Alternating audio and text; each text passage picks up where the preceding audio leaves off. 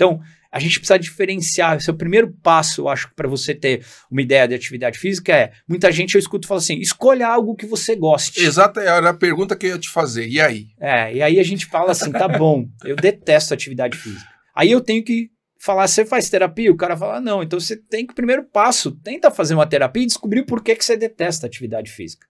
Porque ela pode estar ligada a lá na sua infância, quando você chegou na escola e você era gordinho, magrinho, menorzinho, mais fraquinho, seja lá o que for, você tinha um problema físico e você não era escolhido, por exemplo, para o seu time. Então, primeiro passo, atividade física para você é uma coisa que te incomoda. Segundo, você chegava atrasado e o professor falava assim, chegou atrasado? 10 voltas na pista. Aí você vai correr hoje em dia, você não lembra, isso não tá, mas está no seu subconsciente, aquilo é castigo, a corrida para você é um castigo. E aí você tá na esteira, você não sabe por que você detesta aquilo lá de correr, andar, seja o que for. Então, primeira coisa, eu preciso identificar o porquê eu não gosto, né? A partir do momento que eu não vou identificar, não quero gastar dinheiro com terapeuta, então faz aquilo que você menos detesta, eu falo. Então, existem atividades, né? Quer dizer, você abre um leque. Se o cara, por exemplo, você abre um leque para ele fazer um exercício que se adapte melhor a ele. Por isso que o autoconhecimento é importante.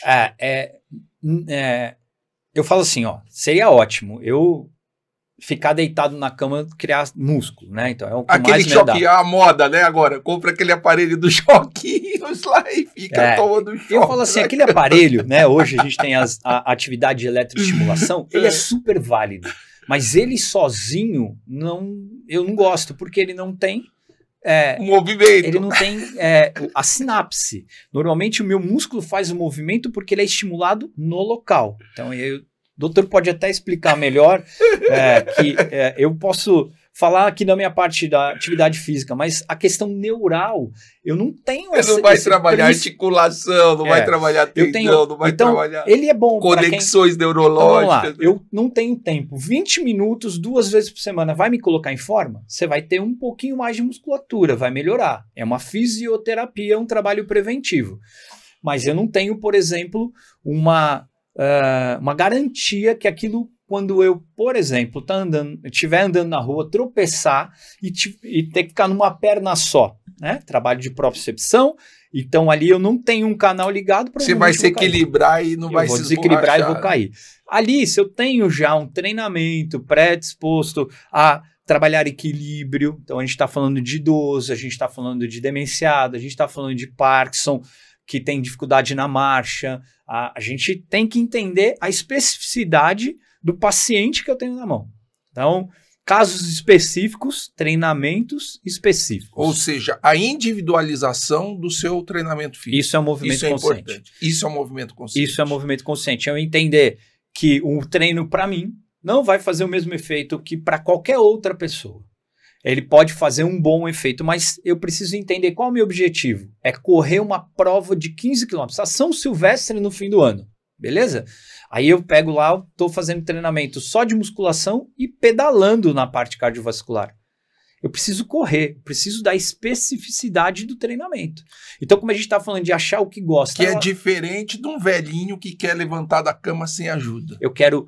Aí a gente entra na longevidade. Eu quero envelhecer, chegar na melhor idade, conseguindo ter autonomia, que eu acho que esse é o grande objetivo do movimento consciente e de todas as pessoas que falam eu vou ficar mais velho. Como é que eu quero chegar nessa idade? Existe um estudo que a expectativa de vida para o ser humano aumentou em média de 5 anos para as mulheres, 7 anos para os homens. Sim. Então, cada vez mais a gente vai ter uma população mais idosa. O Brasil já está chegando aí a média de 78 anos. Então, você imagina, como é que eu quero chegar? Países europeus, 82, 83. Como é que eu quero chegar nessa idade? Né? Dependendo de um cuidador, dependendo dos meus filhos, e eu acho que essa é a minha preocupação, como deve ser de muita gente. Eu quero chegar autônomo, conseguindo fazer os meus movimentos, lógico que sempre de forma... A gente sabe que o desgaste corporal é normal, né? A gente pegar um garoto de 18 anos e um senhor de 65, 70 anos, você vai estudar as células, são totalmente diferentes. Inclusive a Coreia, eu não sei se... Acho que o Sung que me falou isso. que a Coreia hoje, ela não fala tanto em longevidade, mas em independência no fim da vida. Então, por exemplo, aqui no Brasil, a dependência no fim da vida, em média, 7, 8 anos, alguma coisa assim. Na Coreia, 2 anos.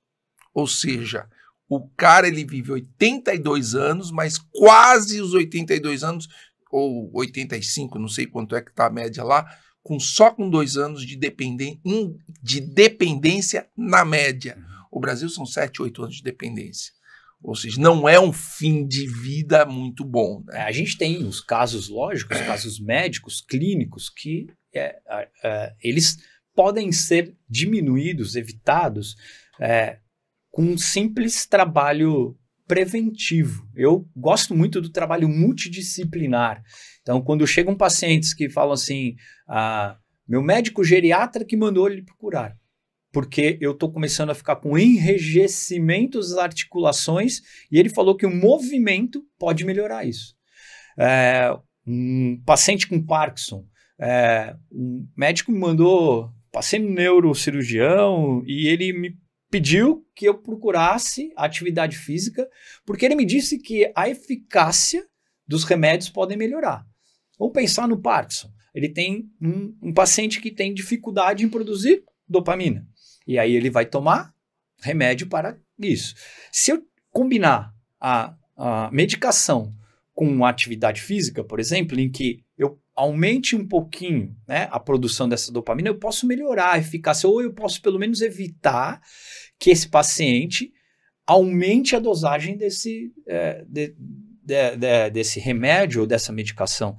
A gente tem hoje pesquisas de pacientes sedentários e pacientes em atividade, o quanto isso tem.